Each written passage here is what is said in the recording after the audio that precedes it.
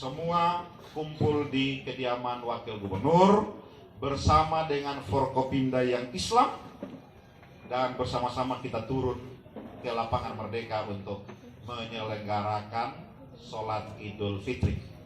Pak Gubernur, saya lapor, saya sendiri yang menjadi khotib, Pak. Bapak gak usah khawatir, Pak.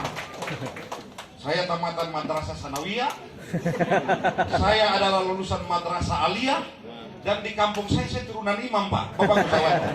Insya Allah bacaan saya masih fase, Pak. Lalu yang lebih heboh lagi, Ibu Bapak Saudara sekalian, Bapak Wali Kota, ya. Jadi pada saat pelaksanaan khutbah berlangsung, Bapak Gubernur, Forkopimda yang beragama non-Muslim bersama pemimpin-pemimpin umat non-Muslim sudah ada di kantor Gubernur.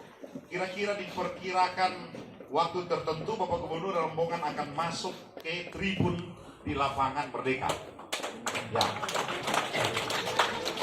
Beliau dan